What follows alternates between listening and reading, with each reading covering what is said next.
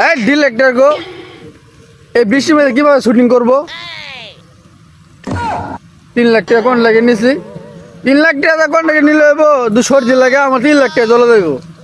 পর্দা লাগান, পর্দা লাগান। পর্দা ছাড়া তো শুটিং করা যাবে না, বৃষ্টির মধ্যে ভিজে ছেড়া বার হয়ে যাবো গা। পরে ডাক্তার ওষুধ লাগবো অনেক। ভাই নায়ক তো শুটিং করবো না, শুটিং বন্ধ করে দিছে। হ্যাঁ, কেন লেগে শুটিং করছো না? নায়ক বৃষ্টির দিন শুটিং করবো না, তার ঠান্ডা জল লাগবো।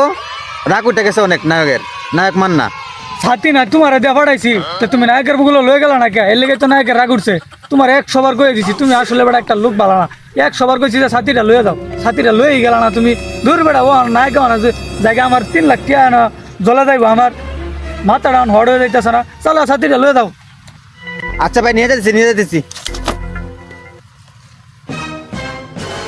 আরে মিয়া, এতক্ষণ লাগছে, আমার শরীর তো জ্বরে পুড়ে যাইতেছে গা। এই শুটিং বন্ধ, শুটিং করবো না। শুটিং আগামী সপ্তাহ ফলাও, এই শুটিং করবো না।